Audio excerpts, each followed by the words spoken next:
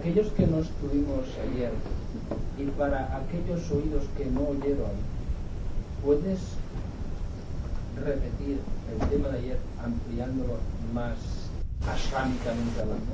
¿Es posible? Es que no sería una repetición.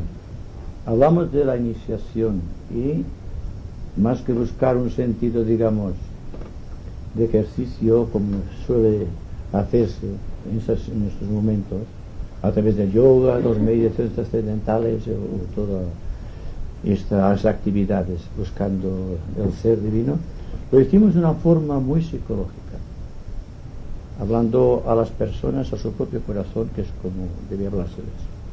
Entonces, para mí, podemos ya iniciar el tema de esta manera. La iniciación siempre es algo que surge del corazón.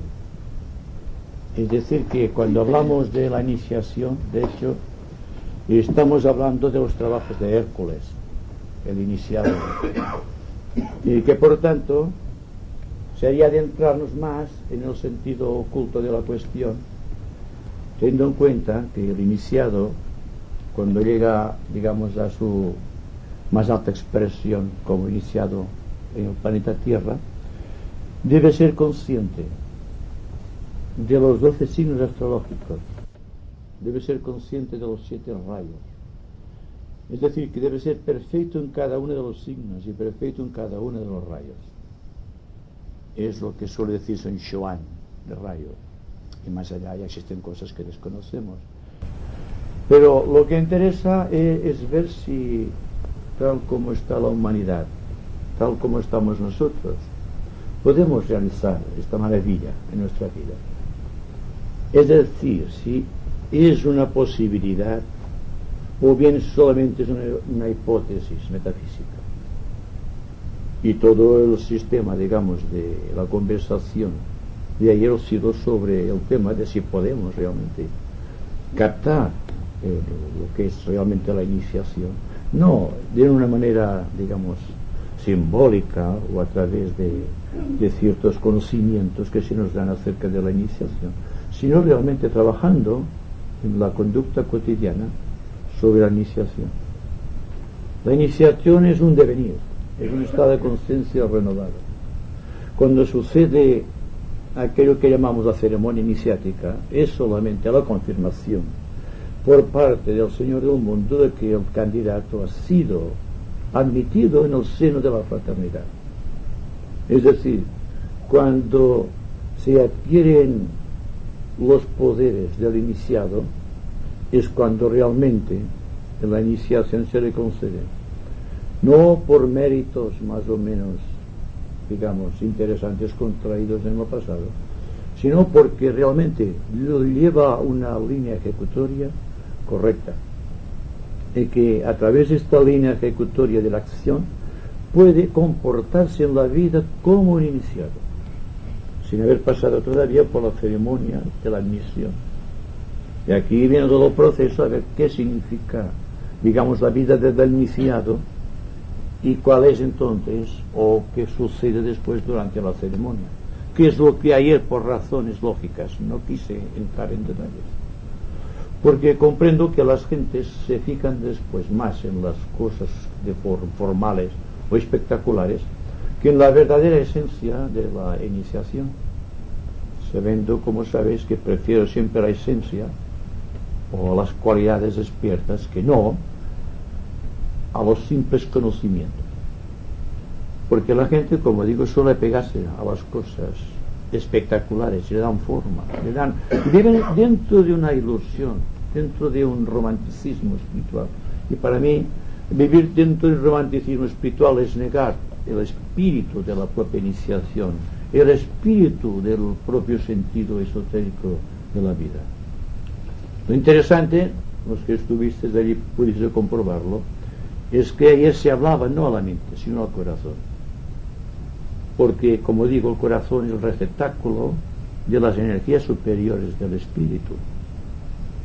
No olvidéis que estamos inmersos en un universo de segundo rayo, en donde toda técnica, todo ejercicio espiritual, toda meditación tienen como base esencial el amor, aunque la mente no comprenda el sentido del amor todavía, y deba valerse de los artilugios, digamos, de la mente concreta, con todas sus conclusiones, sus hipótesis, y a veces también, porque no, sus extravagancias.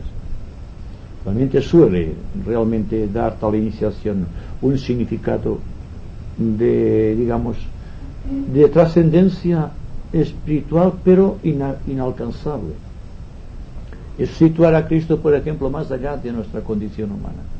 Y para mí la iniciación es ver a Cristo actualmente aquí entre nosotros constantemente, a través de la técnica, como sí, pero aquí y ahora, constantemente ser dentro del ser, o ver la luz dentro de la luz, como es el reglamento místico espiritual trascendente. Y todo este conglomerado de hechos, todo este sentido, digamos, de conocimientos que la mente va estructurando, se convierten, desgraciadamente, en una barrera que impide percibir la verdad, aquello que se revela en la iniciación. Los misterios y los secretos deben verse por anticipado antes de que el Señor del mundo te aplique el cetro iniciático y te admita dentro el seno de la fraternidad y seas ya un digno miembro de la jerarquía planetaria. Entonces, cuando se habla al corazón, y esto yo creo que progresivamente debéis tratar de coger el significado, tratando al corazón, entonces la mente no es que deje de ser, sino que queda silenciosa, expectante, serena, viendo cómo pasan los acontecimientos sin apegarse a ellos. Entonces se ve que hay una rapidez de cosas delante de la mente porque no ofrece resistencia.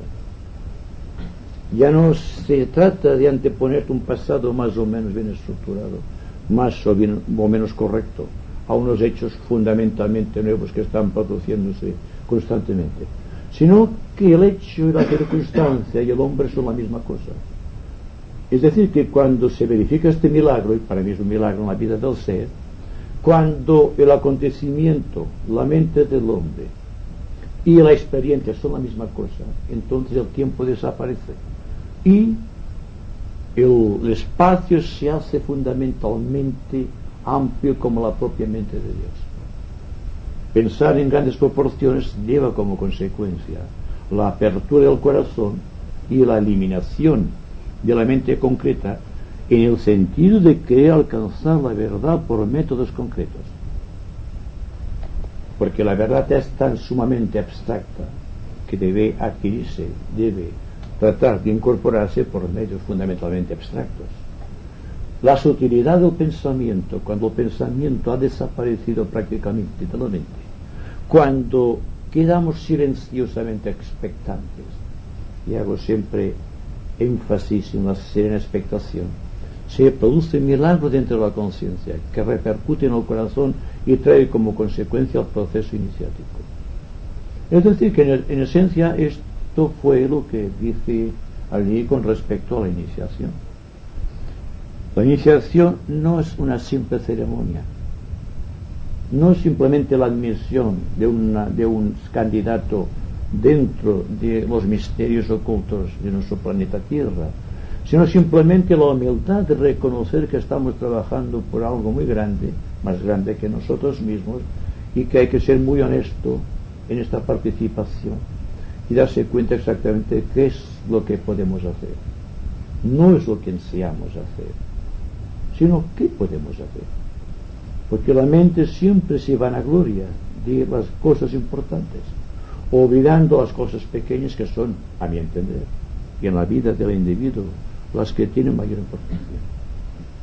El desnivel existente entre el deseo del hombre o su intención de llegar a cierto hipotético punto y su imposibilidad aparente de llegar a este punto trae el conflicto, trae el dolor, el sufrimiento y fundamentalmente lo que yo decía, el miedo.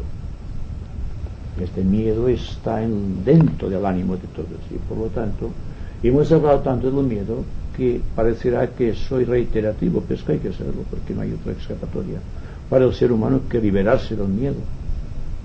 El miedo a cualquier situación. Cualquier situación nueva nos aterra. Ve una persona que no conocemos, siempre deja un vacío dentro del plexo solar. Hay un temor inconsciente, algo que desconocemos. Ya se trate de la oscuridad, cuyo secreto desconocemos, hasta el secreto de la muerte. Hay una serie de miedos, como decía ayer, entre el miedo a la oscuridad y el miedo a la muerte. En esencia son la misma cosa. El miedo a lo desconocido. El miedo a lo que hay más allá de los sentidos. Y si realmente existe. Y en un momento de dejar el cuerpo, la mayoría de esoteristas se preguntan todavía, ¿qué es lo que hay? Porque llega la gran duda en el momento de la muerte. Por lo tanto, hay que morir cada día para saber lo que es la muerte. Y para mí vivir cada día es vivir intensamente. Porque el que muere es el que no tiene vida. Y en cambio la vida siempre está viviendo. Que es la conciencia, que es el ser, que es el yo superior. Y para mí yo creo que esto está explicado en términos genéricos, lo que dijimos ayer. ¿Eh? Sí. Hubo unas señoras que se estaban preocupadas y querían hacerte la pregunta de qué era el silencio, que no lo habían entendido. El silencio. El silencio es la vida de Dios gobernando su propio destino. Nosotros no podemos captar la mente de Dios solo si no es a través del pensamiento concreto. Pero hay unas zonas vacías dentro del pensamiento de Dios. Yo diría unas zonas intermoleculares, dentro de las cuales el hombre vive en silencio. Es un silencio parecido entre dos fuerzas gravitatorias que están digamos en equilibrio.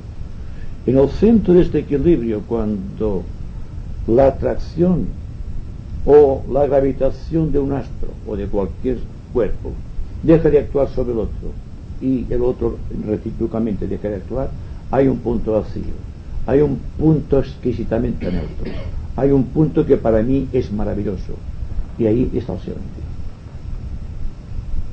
No se puede explicar el silencio más que dando este símil. Es el resultado de unir dos polos antagónicos o dos tipos gravitatorios distintos. Se produce una fuerza nueva, llamémosla electricidad positiva, como queráis.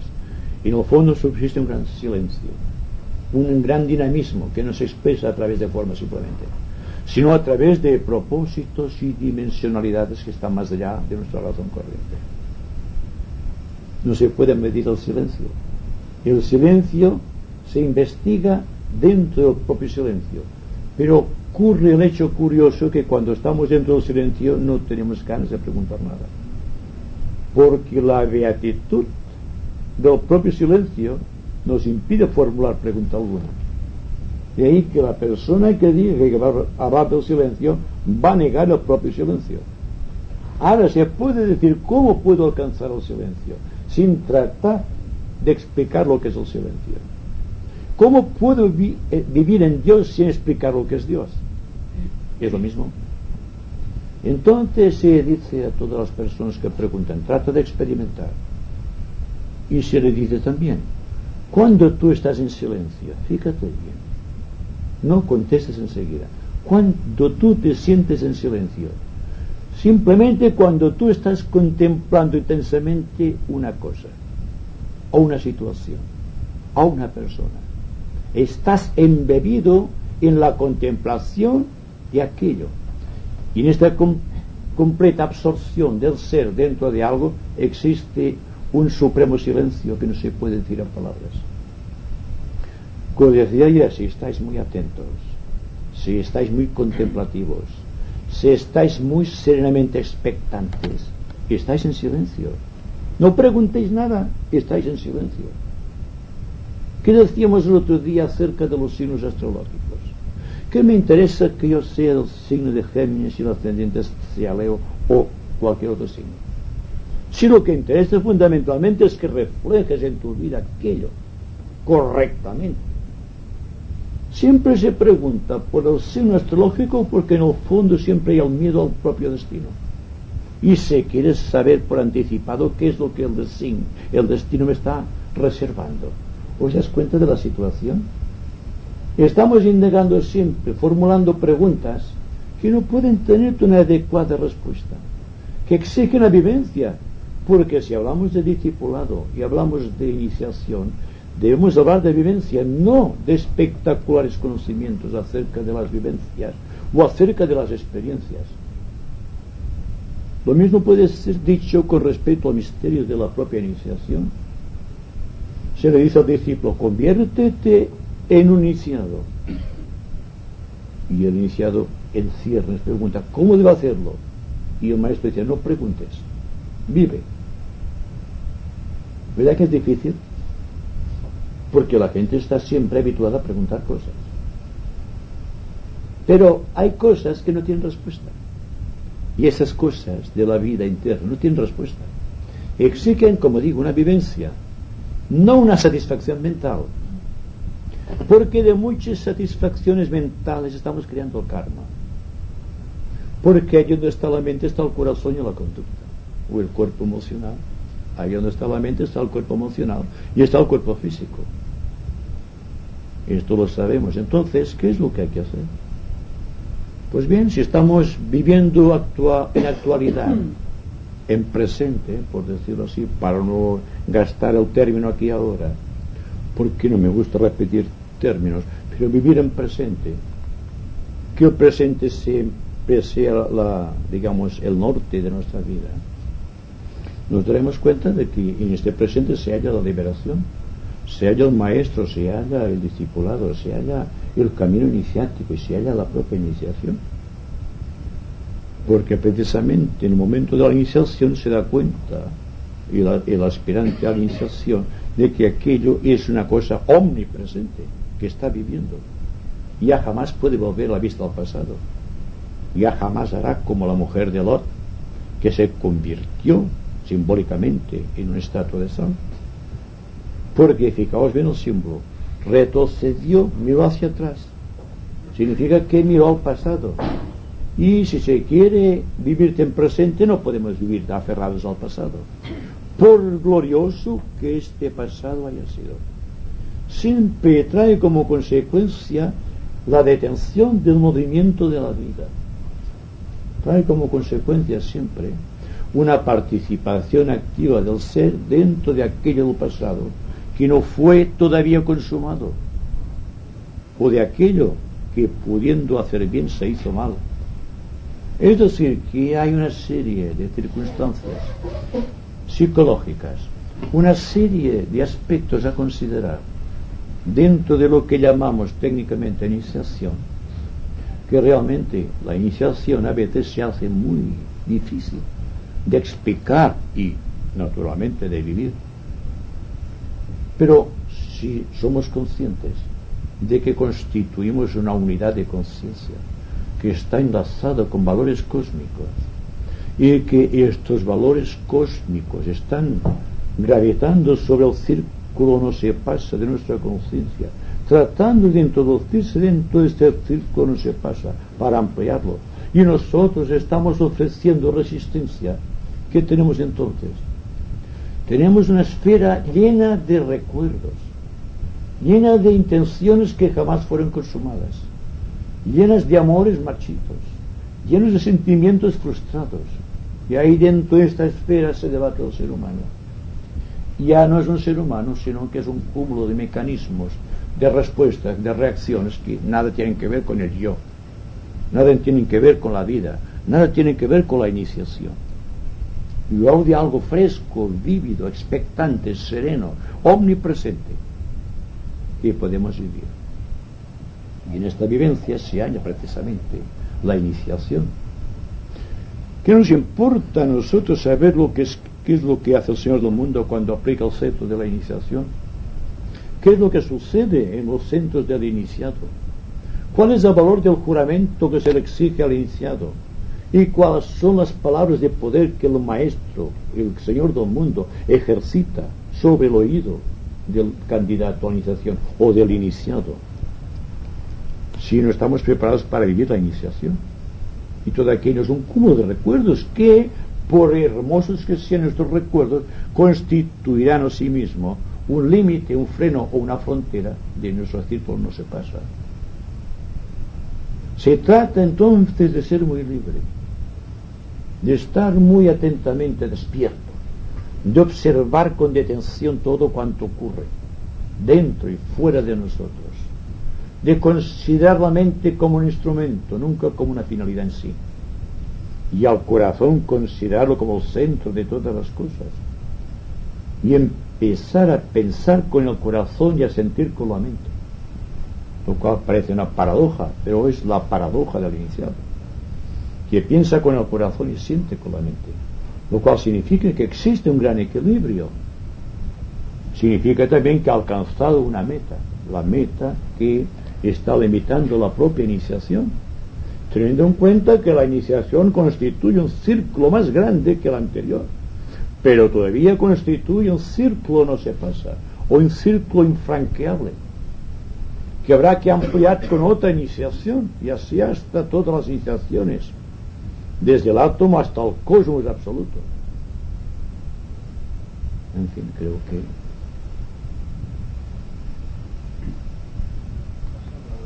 del átomo y el cosmos absoluto, era una de las preguntas que tenía la teoría tan extensa que va a ser difícil sintetizarlo, que en parte lo has hecho.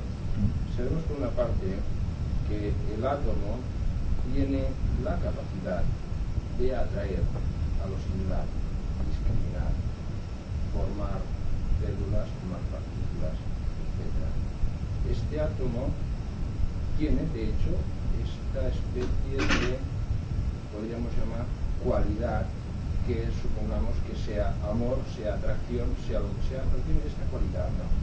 Entonces, el átomo mayor, el átomo humano, también tiene esta cualidad de poder asimilar, de atraer a los otros átomos humanos y formar grupos, formar estas células mayores, que de hecho son parte integrante del átomo mayor, que sería la Tierra. Entonces vemos que como el átomo pequeñito, el átomo un poco mayor, que sería este átomo humano, también tiene una especie de meta. La meta podría ser la autoconciencia. Entonces, el átomo terrestre, este átomo mayor, también tiene estas cualidades inherentes, pero sus átomos más pequeños, la humanidad, darían de alguna manera esta especie de autoconciencia que es la meta de la propia conciencia del logos planetario. Y el átomo mayor todavía tiene lo mismo, la misma capacidad de haber escogido estos átomos mayores, estos planetas, estos átomos un poco mayores, para los cuales también tiene esta capacidad kármica de atracción y repulsión, y el resultante de estas dos fuerzas, digamos que han constituido este círculo no se pasa kármico de manifestación de esta entidad. Entonces vemos que esta entidad a su vez es otro átomo de un sistema mayor, etcétera, ¿no? Entonces vemos que la meta del átomo, del átomo pequeñito, es llegar a ser consciente del átomo mayor, del ser humano. Y entonces la meta del ser humano, este átomo mayor, es de alguna manera también ser consciente de este átomo mayor, de este logos. Entonces parece ser que hay una similitud de distancias de conciencia entre el átomo pequeñito, el ser humano, y el logos planetario, y el logos planetario del logos solar. O sea, que parece ser que siempre hay una especie de escalera de Jacob y todo esto, ¿no? Entonces, las crisis que va sufriendo el átomo este pequeñito pueden ser comparadas, y mejor dicho, y lo son comparadas y compartidas por los átomos mayores. Entonces, por ley de analogía, podemos prever, y de hecho ya lo has sacado el tema este en otra conversación, que el mismo tipo de meta, pero en una octava superior, es la meta del logos planetario. y que así como nosotros estamos sufriendo estas convulsiones por cambios astrológicos, etcétera, etcétera, o por propia evolución, por propia fricción, entonces, ¿cómo podríamos establecer cuál es nuestra meta y qué parte de alguna manera desempeña el átomo, el microcosmos humano, para de alguna manera ser consciente del átomo mayor cuando la distancia esta que nos separa es tan enorme? Es decir, parece ser que hay por las dos partes una atracción. Es decir, para nosotros el logos planetario es positivo de alguna manera, lo vemos superior, aunque de hecho magnéticamente es negativo. Es negativo a su vez con respecto al logos solar, es decir, siempre es una cuestión de polaridad. Pero ¿cuál es la interacción, podemos decir, entre el pequeño átomo humano como conjunto de la humanidad con respecto a su creación? En fin, no sé exactamente cómo formular la pregunta, porque digo, no la veo. Bueno, esto no es una pregunta, esto es un discurso. Por lo tanto, pero vaya. Y el principio de analogía es el que tiene en ese caso la palabra. Potencialmente, no en magnitud sino en potencia, un átomo reacciona exactamente como reacciona un ser humano, como reacciona un logos planetario o reacciona un logos solar. No se trata de diferencia, digamos, de esencia, sino de grado de expansión.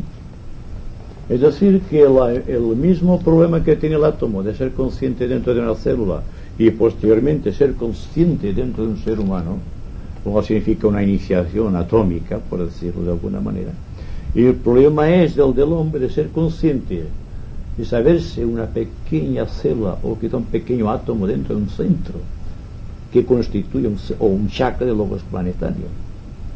Esta conciencia no es establecer una meta, es el recorrido de una ley a través de los mundos, de los sistemas. El sistema atómico y el sistema universal es idénticamente lo mismo, reacciona de la misma manera. Ahora, no podemos comparar la conciencia de un átomo con la conciencia de un logo solar, porque entonces pecaríamos, digamos, por el pecado de la intelectualidad, que quiere hacer las cosas a la medida del hombre, no el hombre en la medida de su destino, o que estemos en la medida de la propia divinidad. Es decir, que la meta, tú pides una meta, yo ya digo anteriormente que cuando el hombre crea una meta se limita en proporción a lo que significa esta meta. Entonces me preguntaría, ¿qué es una meta para el ser humano? Habiendo tantos tipos humanos, digamos, tanta profusión de seres humanos, cada cual con su propio objetivo a realizar. En el plano físico hay mucha gente que tiene sus propósitos y su destino y sus metas en el mundo físico. Otros haciendo un poco de categoría y toda su potencialidad se dirige hacia una meta, digamos, de tipo emocional. Y hay otras personas, muy pocas desdichadamente, cuyo norte está en el mundo mental. Pero ¿qué pasa cuando se rebasan las medidas del mundo mental? Cuando se pasa más allá del círculo, no se pasa de la mente. Ya estamos con la pregunta del silencio, ¿verdad? Hay un abismo, y este abismo es el misterio iniciático, precisamente. Hasta aquí hemos crecido a través de las ideas, de los conocimientos, y algunas veces quizá también hemos matizado con algo de vivencias. Pero es que el hecho de estar dentro de la corriente iniciática, suponiendo que estemos todos dentro de la corriente iniciática, yo creo que sí, porque es un hecho de la naturaleza, no es una programación de unos van a recibir este don y los otros le vamos a negar, sino que es una ley que está obrando. Entonces la ley esotérica está diciendo que todos tenemos la meta iniciática. No es lo mismo tener una meta iniciática, que es una programación cósmica, que decir voy a adquirir la primera, segunda, tercera, cuarta y quinta o X iniciación. ¿Qué es lo que sucede? Cuando se encuentran dos discípulos o pseudo discípulos y empiezan a hablar del maestro y de la iniciación, ya se pregunta, ¿tú crees qué iniciación tengo yo? Ya están especulando con la iniciación. Daos cuenta, y esto no sucede muy frecuentemente. Pedimos, ¿cuál es tu iniciación? Como si la iniciación fuese algo que estuviese, digamos, delante, para que todo el mundo lo viera. Para mí, solamente cuando la persona es muy humilde, que nadie se da cuenta de ella, es cuando realmente puede existir una posibilidad de iniciación. Es el problema siempre de lo que significa la iniciación, esotéricamente hablando. Es tenerte al norte constantemente más lejos de nuestros deseos. ¿Te dais cuenta? El norte todavía más allá de los pensamientos. Y cuando llegamos al plano búdico quedamos impregnados en el silencio cósmico. Y entonces cuando estamos aquí, ¿qué es lo que nos hace seguir avanzando cuando ya prácticamente la mente ha desaparecido y el deseo no existe y el cuerpo físico es un simple receptáculo, una simple maquinaria que responde a las impresiones superiores? ¿Qué haremos en este caso cuando estemos allí, dentro de esta profundidad de vivencia en el vacío absoluto? ¿Dónde está la meta entonces? Quizá exista una meta para el logos planetario, en este caso, con respecto al hombre, pero el hombre es incapaz de medir las consecuencias de esta acción sin norte, sin meta, sin guía aparente. Es, por así decirlo, lo que sucede en la cuarta iniciación, cuando el iniciado está crucificado entre el mundo espiritual y el mundo material. Por un lado hay el temor de dejar lo que existe y el temor también de afrontar lo desconocido.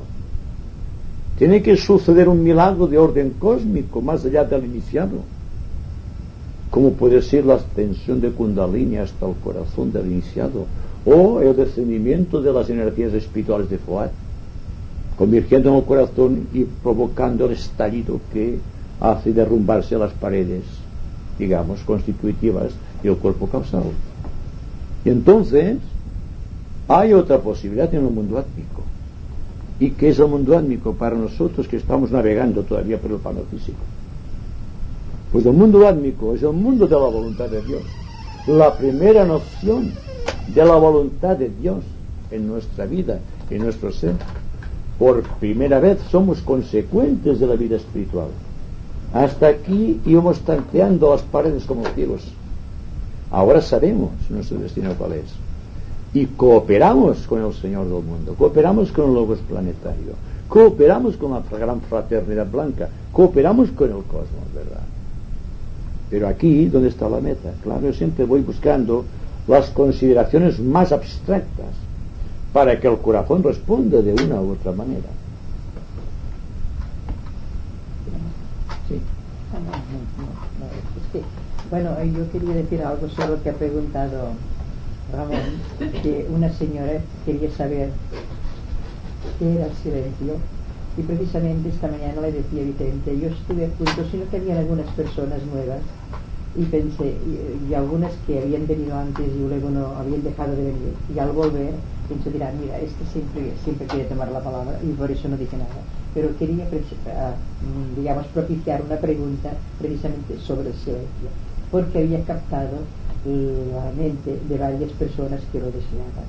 Yo no quiero decir si hubiera sido oportuno o no hubiera sido oportuna la pregunta, solamente ahora quería decir, puesto que Ramón ha dicho esto y es lo que yo había sentido, y esta mañana le he dicho que yo tenía la pregunta preparada para recoger lo que yo sentía, que si alguna vez pensamos en estas energías que cruzan de unas mentes a otras, porque cuando yo hago una pregunta generalmente siempre es que debido a que he captado la onda de alguien que quisiera que aquello se aclarara a un nivel comprensivo para esta persona.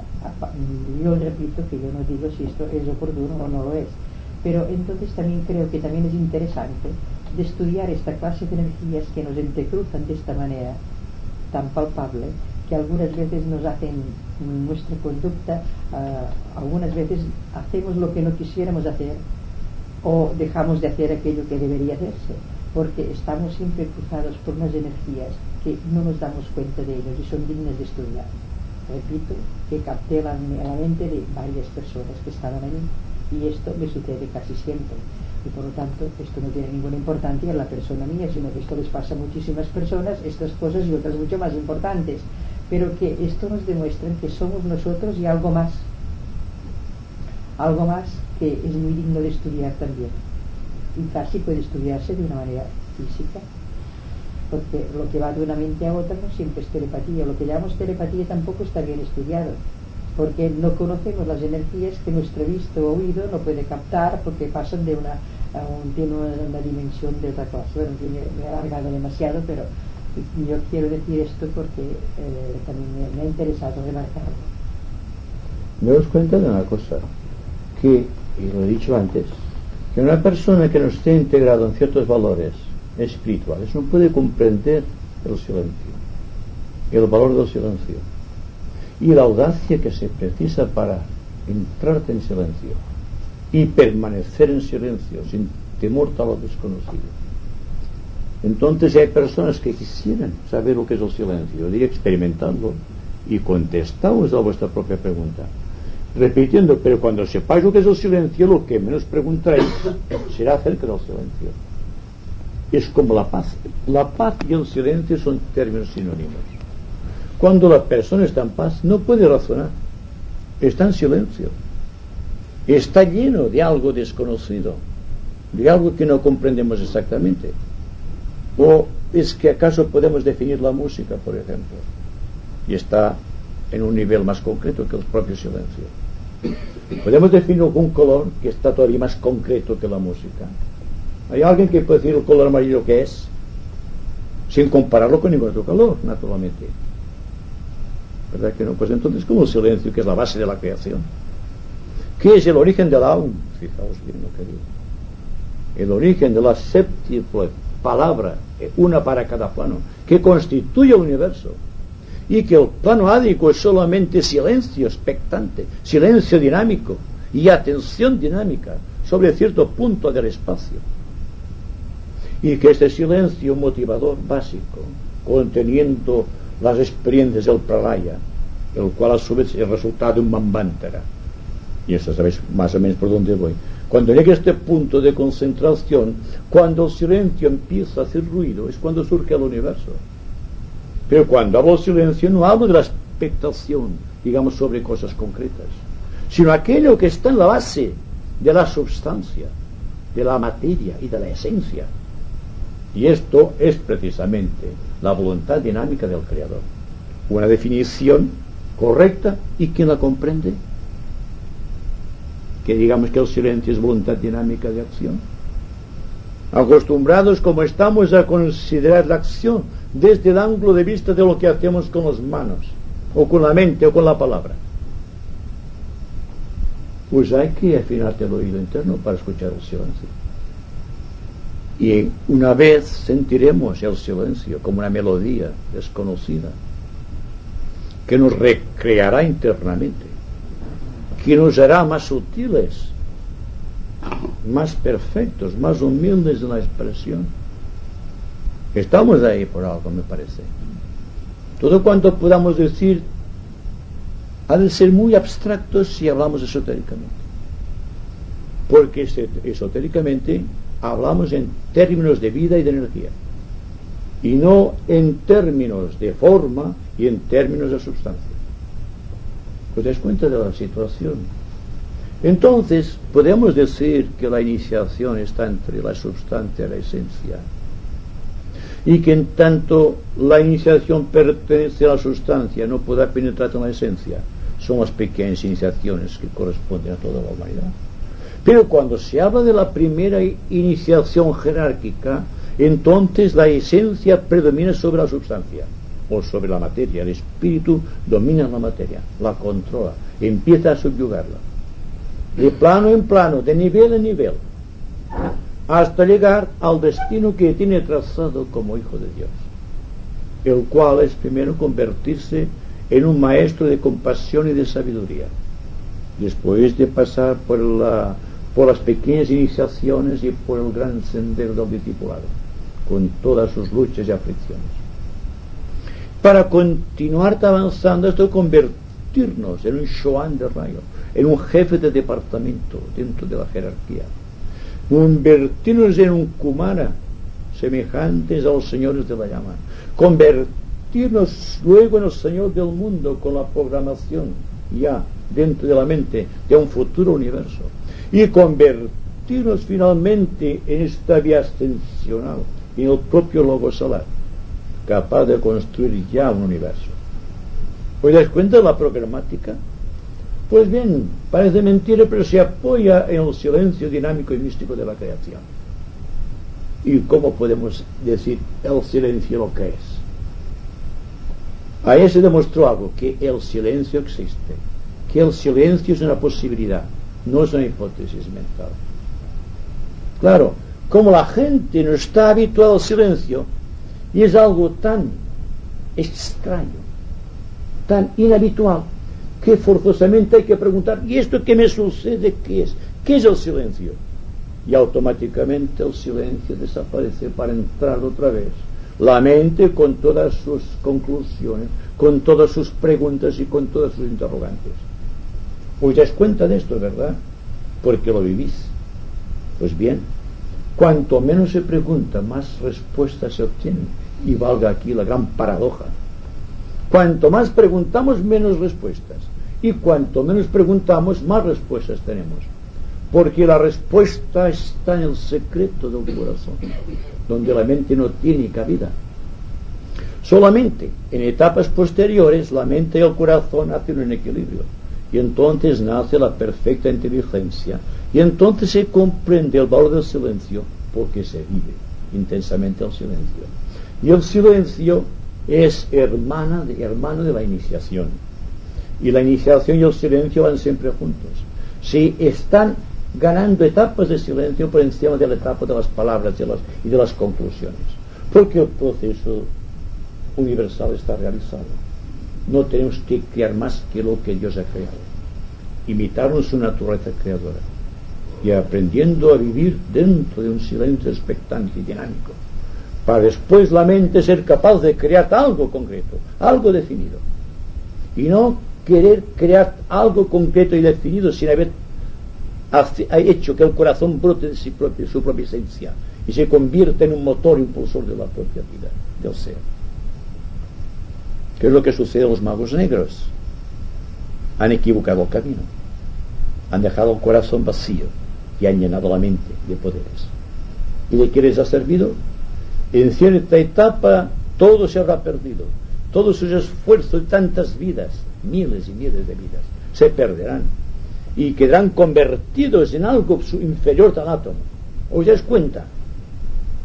Pues bien, por falta de silencio, por falta de dinamismo creador, han perdido la opción a vivir al lado, a la diestra del Padre Todopoderoso, tal como se dice en la historia sagrada y en la Biblia. Pues bien, yo quisiera y estoy más interesado en que la gente viviese en silencio, que no quisiese preguntas sobre el silencio, que tratase de vivir como un iniciado antes de intentar comprender la propia iniciación. La iniciación se comprenderá cuando seamos iniciados, no antes. Y el silencio se comprenderá cuando estemos viviendo en silencio. Cuando estemos viviendo en paz, no preguntaremos por la paz. Yo estoy buscando un cielo sin promesas, un espacio sin límites, sin fronteras y sin objetivos. Cuando se llegue a este punto, el ser humano se habrá convertido en el propio Dios, porque pensará con su pensamiento, porque ha dejado su mente en blanco, silenciosamente expectante. Su corazón no será un asilo de deseos, sino que será la voluntad y la vida de Dios manifestándose a través de un órgano o de un centro. Y ahí está todo. No hay problema si hay inteligencia. Y si hay inteligencia habrá vivencia, y no habrá intentos esporádicos de la mente tratando de alcanzar conocimientos. Unos conocimientos que diréis vosotros se dan los libros. Pero ¿cómo leemos los libros?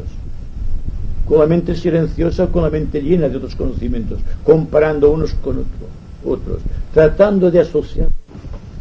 Es decir, que todo esto que estamos diciendo aparentemente es un misterio, y todo es misterioso en la vida del espíritu.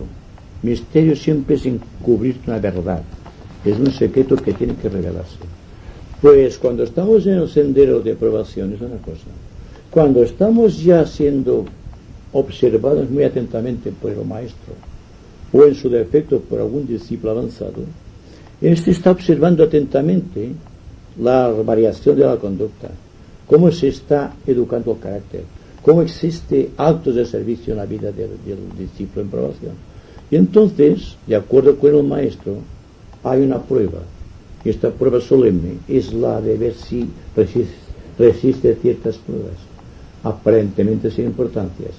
Si estas pruebas tienen éxito, entonces entra dentro del camino de la aceptación, el camino del discípulo aceptado. En este lapso de discípulo aceptado se verifica la primera iniciación que es común a toda la humanidad.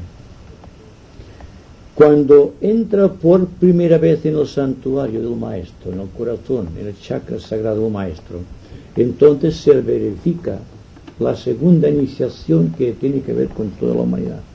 Una tiene que ver con ciertos aspectos del plano físico, la otra tiene que ver con el plano emocional. Pero daos cuenta la similitud que existe entre esas dos primeras iniciaciones, de las cuales prácticamente no sabemos nada, por su usualidad, por su costumbre, porque estamos siendo iniciados constantemente dentro de esas pequeñas iniciaciones, con las dos primeras razas de las cuales nada sabemos prácticamente, salvo que fueran etéricas y semietéricas, lo único que sabemos de estas razas es esto. Pues bien, cuando se ha consumado dentro del camino del discipulado definido como la del maestro en el corazón, entonces sucede la primera iniciación de la jerarquía, que tiene que ver con un cierto dominio del plano mental, con un soplano específico del plano mental, y también la entrada consciente en el cuarto nivel etérico, el subetérico, digamos, el etérico, digamos, el sistema solar. Y estamos trabajando ahí en este punto de una manera denodada, hasta que van sucediéndose después lo que sabemos como iniciaciones. Todo este proceso está de acuerdo no con los merecimientos íntimos, sino con la luz en la cabeza que se va despertando por cualidades que están despertando. Porque naturalmente, como decíamos antes, la cualidad hay que convertirlo en potencia, en acción, en actividad. Y si se llega a este punto de confluencia dentro de la actividad iniciática, en que una cualidad del ego se convierte en capacidad de la personalidad para poder trabajar, para poder servir, entonces ¿de qué sirve la iniciación? En este caso podemos decir que la iniciación es algo práctico, sumamente práctico, porque nos enseña a reaccionar contra la vida de los acontecimientos materiales y en favor de aquello que constituye cualidades espirituales. Y el equilibrio hay que mantenerse hasta llegar a la verdad, donde existe el sumum y el equilibrio, donde el maestro es consciente plenamente en el cuarto etérico cósmico, en el plano búdico. Y el día va ascendiendo ya en merecimientos, en poder y en actividad hacia los demás planos. Pero realmente todas estas pequeñas iniciaciones pre-iniciáticas, por decirlo de alguna manera, pre-iniciática en el sentido de la iniciación jerárquica, de la jerarquía planetaria, es algo común a todos. Y quizá muchos de nosotros hemos recibido esas iniciaciones. Y estamos aquí ahora para consumar el proceso y para entrar de lleno en aquella iniciación, dentro de la cual ya nos estamos introduciendo en el gran misterio cósmico, en el misterio del planeta y en el misterio del sistema solar. Sin conjeturas, pero darse cuenta de la situación. ¿Os habéis preguntado cuántos incidentes han debido ocurrir para que estéis aquí ahora? ¿Cuánto habéis sufrido? ¿Cuánto habéis trabajado? ¿Cuántos acontecimientos habrán pasado por vuestra vida que os han lacerado el corazón, que de una u otra manera han fertilizado el ánimo. Estáis aquí por algo. Y como estáis aquí por algo, es porque a veces os hablo en forma distinta a como se habla corrientemente. Hablamos de cosas abstractas, ¿verdad? Pero es que es la única manera de que salgamos completamente de la red concreta que nos envuelve, con toda esta sustancia envolvente, de la cual el ambiente constituye una muestra. ¿Os dais cuenta de que el ambiente es sustancia energetizada por los pensamientos comunes de los hombres? Y que hay poca materia abstracta beneficiada de aquello que constituye el pensamiento de los dioses, de los devas y de los maestros. Cuando nos demos cuenta de esta diferenciación y establezcamos los límites de una y nos acogemos a los beneficios de la otra, en el sentido de energías pululantes por el espacio, entonces la vida será más fácil, porque estaremos ya penetrando en los designios del Señor, en los misterios del reino.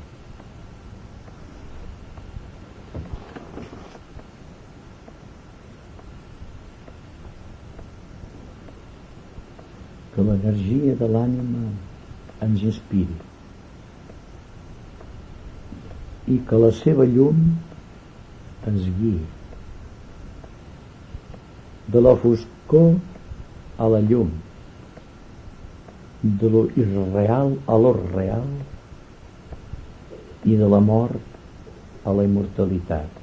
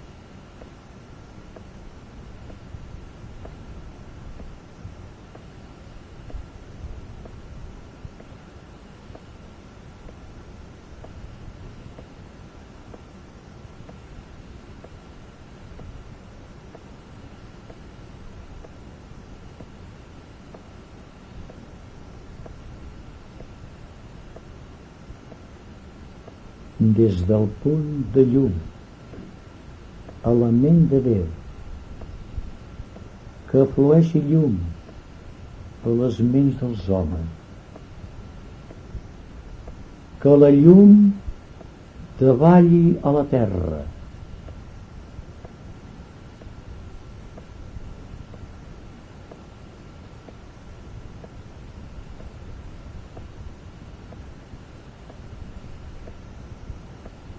des del punt d'amor en el cor de Déu, que flueixi amor pels cors dels homes, que el Crist torni a la terra,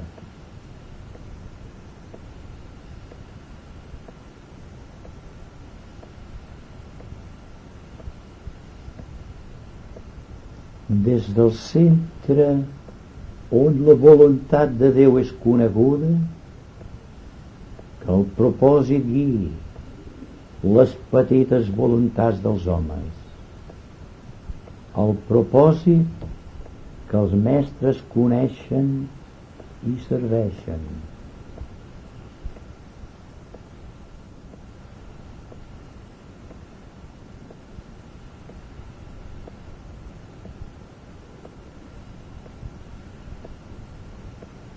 mitjançant aquell centre que anomenem la raça dels homes, que es realitzi el pla d'amor i de llum i s'agelli la porta on hi resta el mal.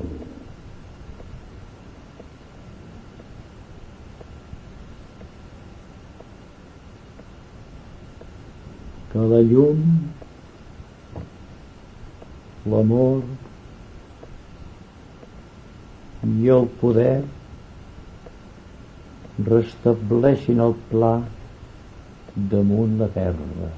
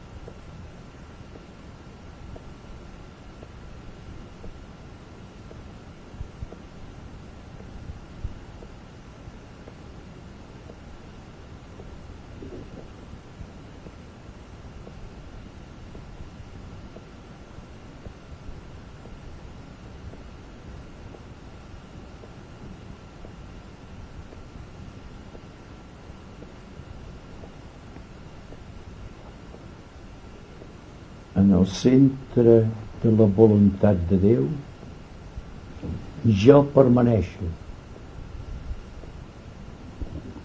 Res apartarà la meva voluntat de la seva. Realitzo aquesta voluntat amb amor i m'adreço vers els camps del servei.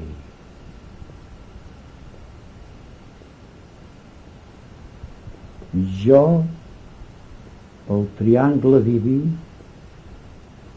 compleixo aquesta voluntat dins del quadrat i serveixo als meus germans.